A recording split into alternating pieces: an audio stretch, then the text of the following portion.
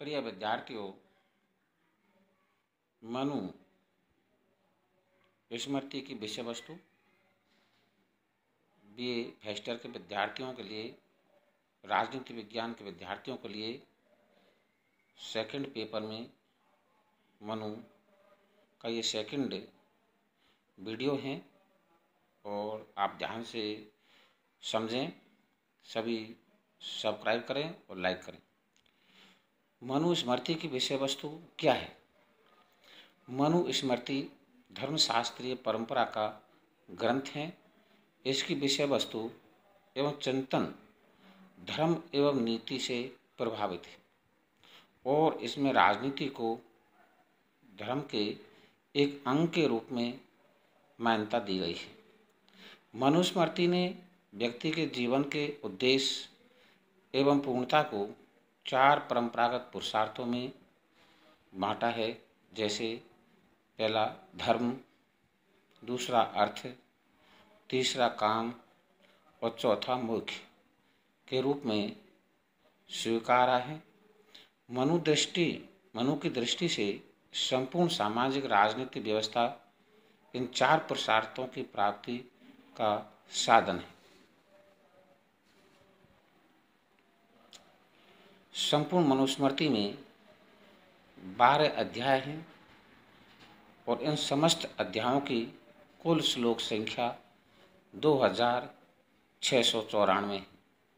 अतः मनुस्मृति के 12 अध्याय इस प्रकार हैं। ये अभी आपको ध्यान में रखना है। छोटे क्वेश्चनों में पूछा जाता है कि मनुस्मृति में कितने श्लोक हैं, तो 2694 हैं। मनुस्मृति में कितने अध्याय हैं, तो 12 अध्याय हैं। ये पहला अध्याय है सृष्टि की उत्पत्ति, कैसे हुई, कब हुई, इस ऊपर है सृष्टि की उत्पत्ति। दूसरा जाति संस्कार विधि पर मनु चर्चा करते हैं। तीसरा पंच महायज्ञ नित्य श्रद्धा विधि। चौथा गृहस्थ आश्रम के नियम। 5वां भक्ष्य पदार्थ संबंधी विचार। 6ठा वानप्रस्थ एवं संन्यास आश्रम पर विचार। 7वां व्यवहार, इसको मुकदमा कहते हैं, का निर्णय कर व्यवस्था राजधर्म का निवारण। 8वां साक्ष्यों यानी गवाहों से प्रश्न विधि।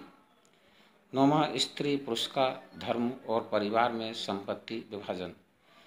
10वां आपातकाल के कर्तव्य व धर्म। 11वां पाप से मुक्ति हेतु प्रायश्चित विधान और 12वां है मोक्ष पद की प्राप्ति हेतु आवश्यक आत्मज्ञान। मनु के धर्म संबंधी विचार। मनु ने वैदिक दर्शन की मान्यताओं के अनुसार धर्म की व्याख्या व्यापक अवधारणा स्वीकार की। मानव समाज में व्यवहार रूप ही धर्म है। मनु ने माना है कि व्यक्ति को राजधर्म के अधीन रहकर सभी कार्य करने चाहिए। मनु के अनुसार धर्म शब्द की उत्पत्ति ध्रेय धातु से हुई है, जिसका अर्थ है धारण करना। अपने मनु रूप में धर्म का अर्थ है ऐसा विशेष गुण जिसे धारण करने के बाद ही कोई जड़ या चेतन अपने अस्तित्व को न केवल बनाए रखता है, अपितु अपने वास्तविक व आदर्श रूप को भी प्राप्त करता है। धर्म एक विशेष गुण है। इसके अभाव में उस जड़ चेतन की विशेषता का नाश हो जाता है, अर्थात उसका अस्तित्व ही समाप्त हो जाता है। उदाहरण के लिए अग्नि का विशेष गुण उष्णता एवं प्रकाश है, जिसे धारण करने से ही हम उसे अग्नि कहते हैं।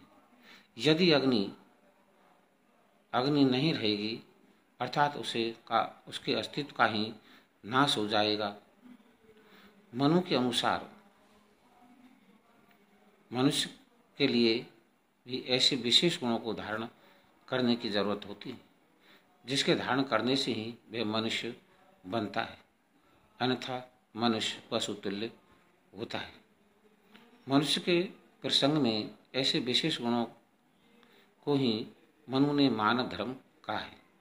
ये निष्कर्ष में है कि मनुष्य के अंदर जो विशेष गुण हैं, आदर्श गुण हैं और समय के अनुसार वो अपना कार्य का निष्पादन करता है, वो ही उसका धर्म है। मनुष्य के समान ही समुदायों का भी धर्म होता है, जिसे धारण करके ही कोई समुदाय या संस्था अपने अस्तित्व को प्राप्त करती है।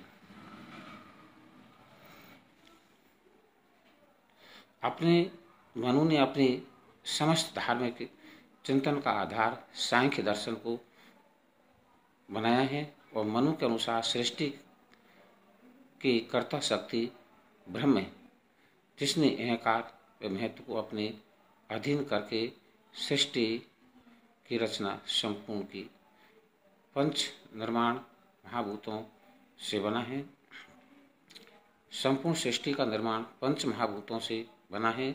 पंच महाभूतों में पृथ्वी, जल, अग्नि, वायु, आकाश तथा 5 तन्मात्राओं जैसे गंध, रस, रूप, स्पर्श और शब्द से हुआ है। धन्यवाद। शेष भाग अगले वीडियो में समझा जाएगा।